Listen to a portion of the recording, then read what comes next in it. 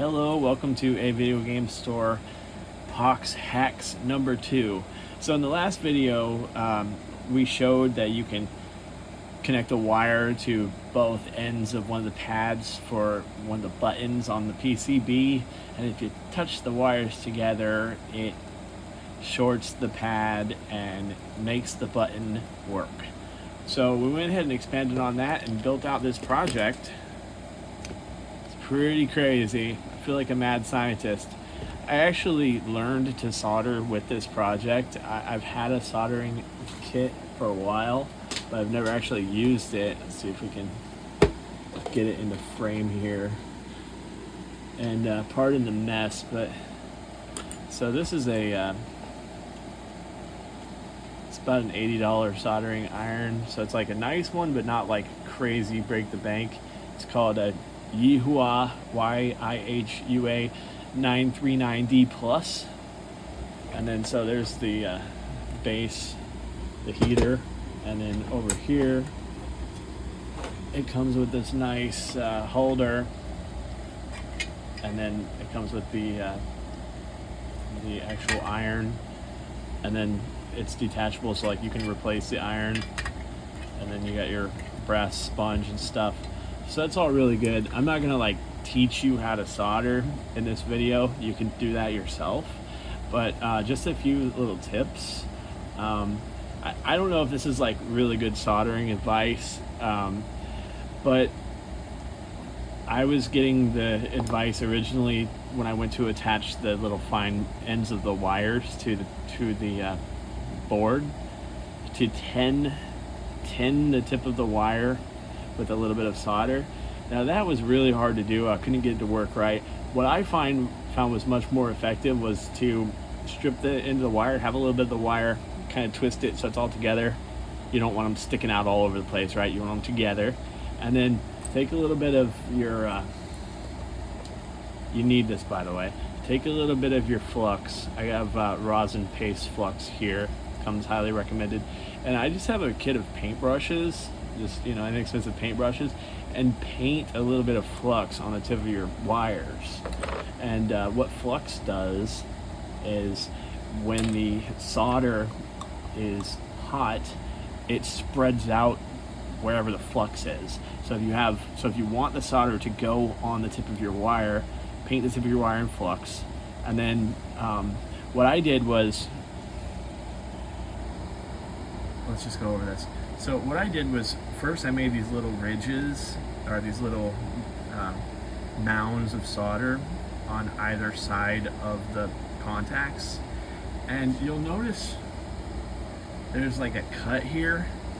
Yeah, I cut them because, at least for me, it was extremely difficult not to short the contact, or not to bridge the contact, excuse my terminology.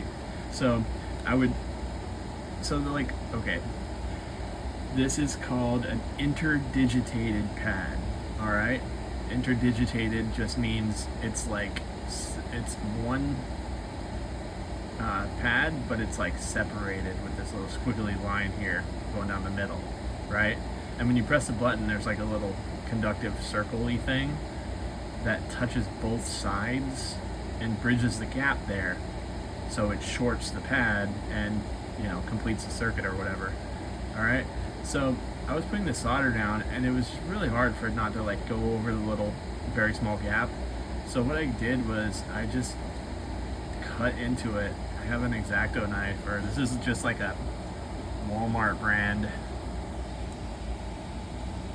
X-Acto knife set. You can get these for like a few bucks from Walmart. They're kind of crappy, but it got the job done. And you just want to just very carefully cut like back and forth. It's hard at first, it's a little slippery, you have to be very precise, but eventually it goes. And then you'll get like some powder, and what I did is just get some 99% isopropyl alcohol. I have that for something else, so the high percent, but like 90% will work. Anything, probably 70% will work, honestly. 90% comes recommended. I just put a little bit in the cap, and then I have like some Q-tips, and I just dab the Q-tip in the alcohol and like wipe it off. So that works pretty good. And then once you wipe it off, it ends up like this. So I have the two mounds with the wires connected, and it's separated. And then so what I would do is I would put the mounds on there first, right? And then put the flux on the tip of the wire, and then press the wire to the mound, and then heat the mound, and that would bond the wires. And then so this is kind of this is actually very basic standard practice. Anybody who like does soldering will already know this. But so this is just a cheap multimeter. You absolutely have to have this, critical. And I don't know why I had it in that mode. So the mode that you want to put it in is this one here. All right, let's see if we can zoom in on the symbol. It's like a picture of like a sound, right?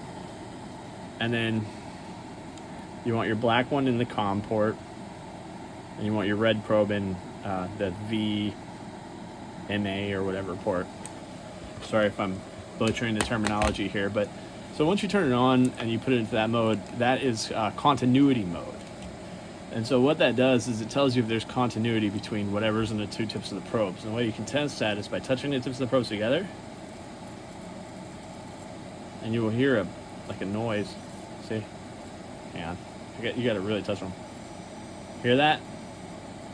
I don't know if you can. Let me put it closer, just to prove that it's making noise. Anyway, it's making a noise, okay? And then so, if you want to test it,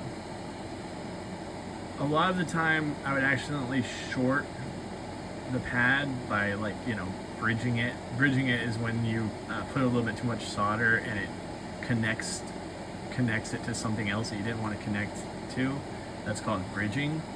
And soldering is crazy because there's like terms for everything, and like every little mistake has like a special term for it because like a million people have done it and need a way to describe it, I guess. So if you go onto the same side of the pad where there should be continuity and you touch in two different places,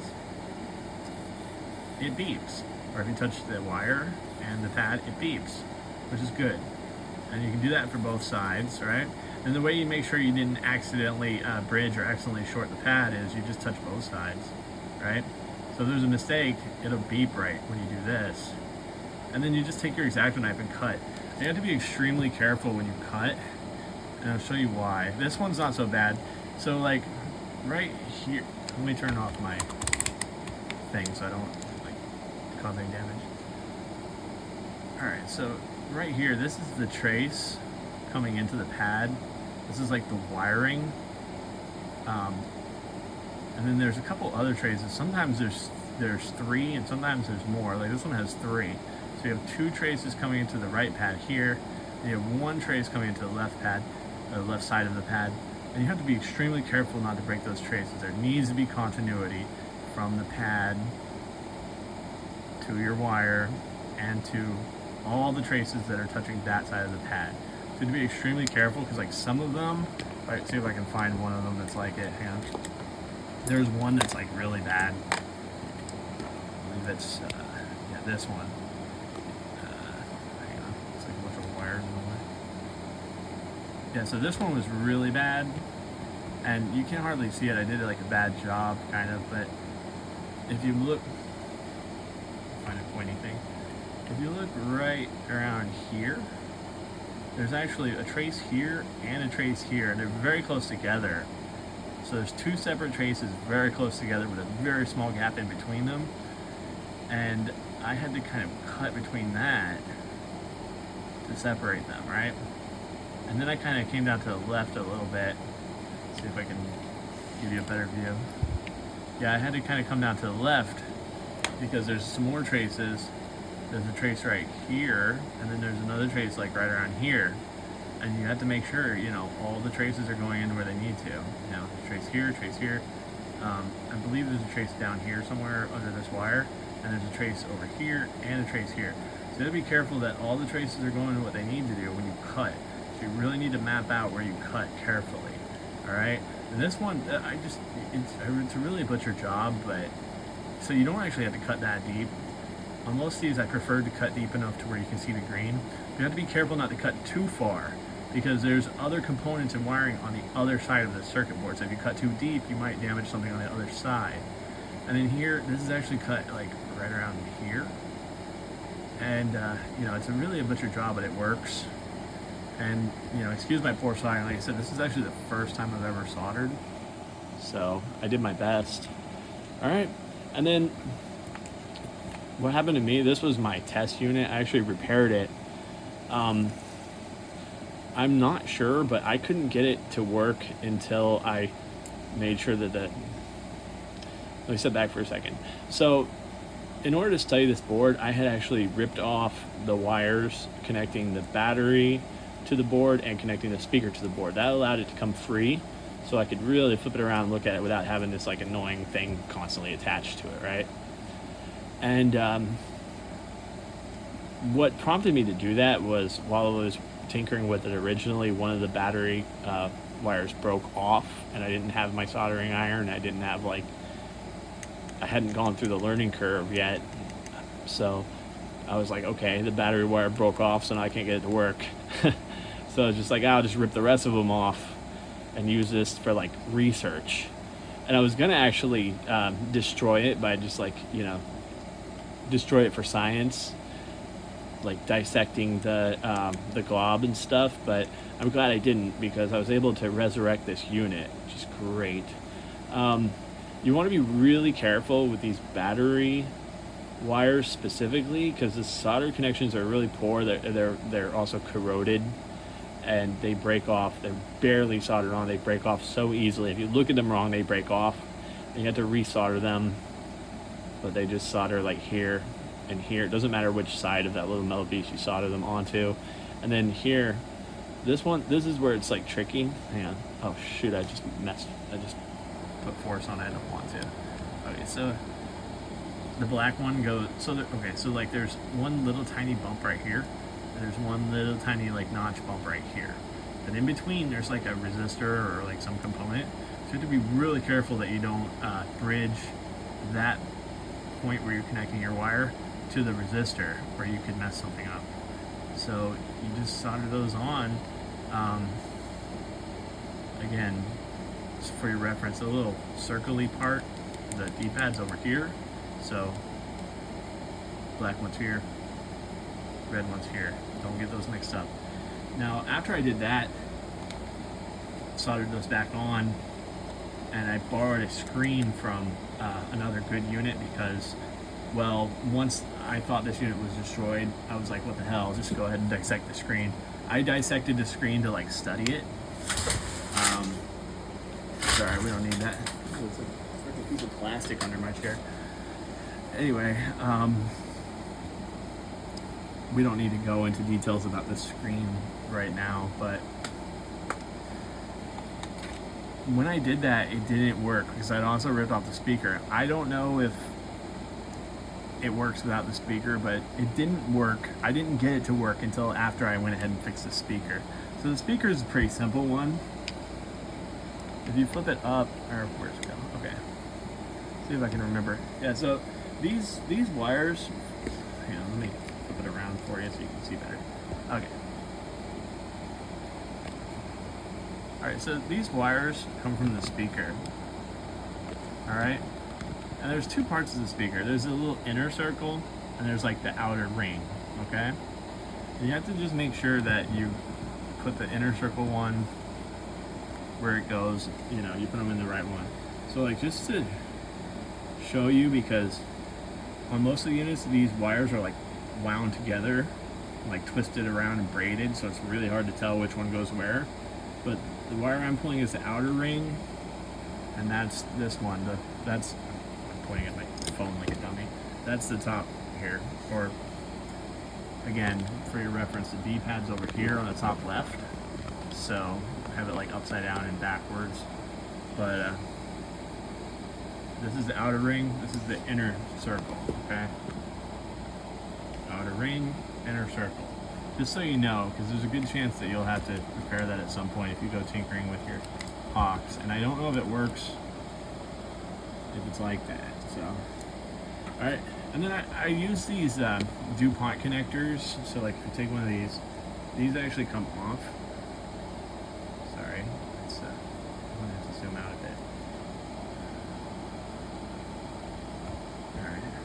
So yeah, so these are DuPont wires. It comes in a cheap kit from Amazon. It's Elegoo, E-L-E-G-O-O, and or Elego, and they have a kit. It comes with the breadboard. It comes with really everything you need to do this project, except the soldering iron and solder and flux and all that good stuff. So like, you get these wires in a kit, and I think they're called DuPont male-to-male wires or jumper wires, because they have these like little tips on them, or leads. And what I was doing is this. I got this wire stripper from Amazon. These are like $6.99, and you get this exact same model. It's a dowel, and then I guess here's the like part number. I don't know, just look it up. Just look up dowel wire stripper, find the yellow one, and this one works pretty good. So like, the way I do this is just like, there's a flat part here that works like scissors. Cut the tip off, and you want to go like, I don't know, about this far. And I found that it's the second groove. Works pretty good. Just give it a little snippy. Sometimes you have to do it a couple times and then you yank it, and there you go, it's stripped, right?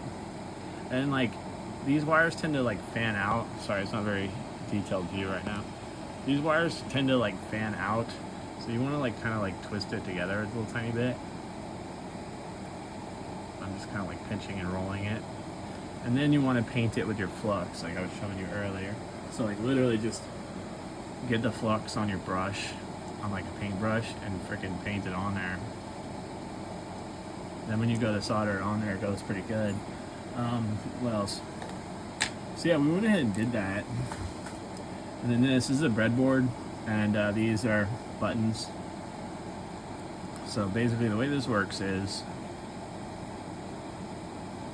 this section here, every column in this section between my fingers is connected. So every column of like one wide column is connected electrically, right, or electronically. So then these little buttons, I have a spare one that I have to freaking pull off, but I guess I lost it. I'll just yank one off real quick. So these little buttons, the way they work is, so like, you'll see a side with two legs on it, right? And then another side with two legs on it. Then you'll have the side with no legs on it, and the other side with no legs on it. So this and this is connected. It's basically like, think of it like a staple. Like, that's a staple, and that's a staple, right? So those are connected. There's like a little metal piece going in between there. So when you put it on the board, you want to put it to where the staple's going this way, down, right? And you just line it up with the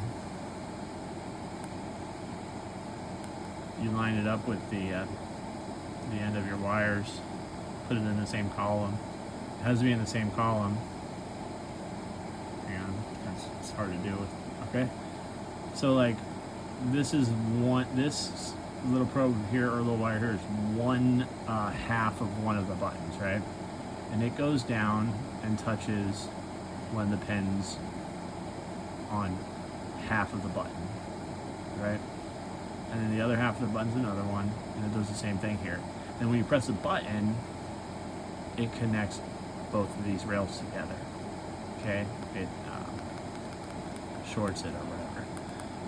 All right, so that's how that works. So basically, when you press this button, the button actually fires in the game. And I went ahead and rigged that up for every single one of them. It's very simple, probably like the simplest breadboard project you could do. It's great for like learning and stuff. And yeah, so that's pretty much that. And I guess let's go ahead and just fire it up. I'm gonna try to like get everything out of the way, kinda, so we can really see it. All right. And hopefully it works, because, you know, it's a little fragile, some of the connections, and we've been screwing with it for this video, so it worked before, so hopefully it'll work again. Gonna flip the switch. Oh, here we go. Yeah. All right, so we got it. Can you see? No, you can't really see, can you? Let's get you a better view.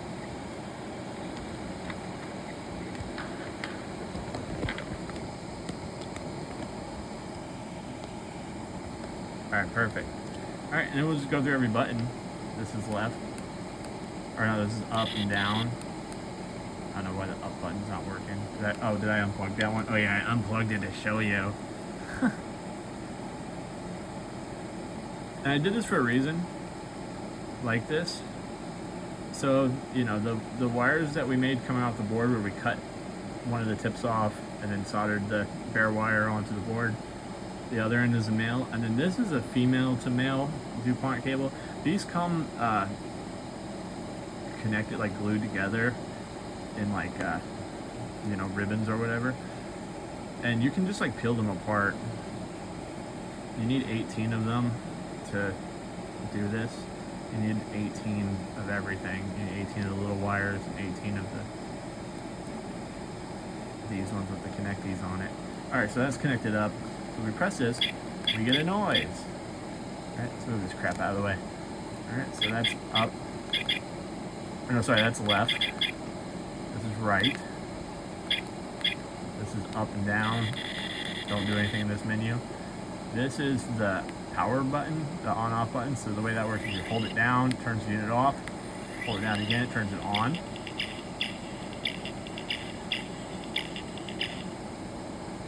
This, yeah, let's see if we can get this freaking ribbon out of the dang way. Okay, that's better. There we go, perfect. Okay, and then this is the send.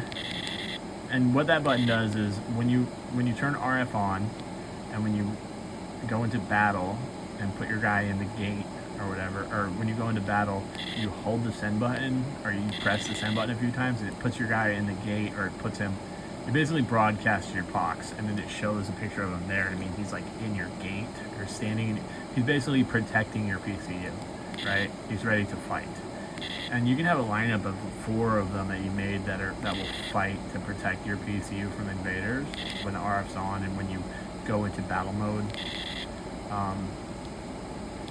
This is the menu button. Goes back to the main menu. So like, so this is the OK button, which, you know, obviously is OK. This is the cancel button, which goes back. So forward and back. So like, we can actually play the game like this.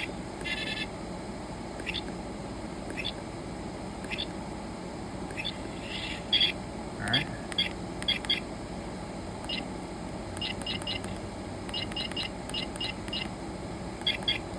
Yeah, I need to rearrange it a bit. It's a bit unintuitive the way I did the D-pad.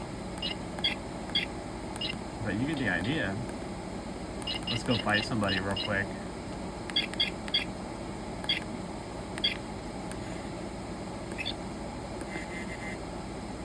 We're going to hit him with our body. We're going to hit him in the head. And we're going to defend our head. I can't really see it. And we're going to hit him in the... We're going to hit him with our tail, hit him in the body, and we're going to defend our body, and then we're going to hit him with the body, we're going to hit him in the head again, and then we're going to defend our head. And the basic theory of this is like the heads are kind of weak, I guess, and they're going to fight. And we got him. So yeah, this is one step in a series of hacks we're going to do. Now that we have these buttons working, I have the next phase of this where I want to replace the buttons with IC relays, which are basically buttons, but instead of actually manually pressing them, they connect to, one of the pins connects to a microcontroller, like a Pi Pico or Arduino, and you can connect that up to a computer. And the idea is you can control it through a computer. So like, you know, maybe in the future here we'll be able to do like a Twitch plays Hasbro P-O-X or something. Thought that would be cool. So yeah, stay tuned to that, or for that, and thanks for checking out my video. I hope you enjoyed it. I hope you guys can think of some cool hacking projects for your POX. And don't forget to like, comment, ding the bell, subscribe, all that good stuff. I really appreciate it. Helps us out. And you guys have a good day. Thanks.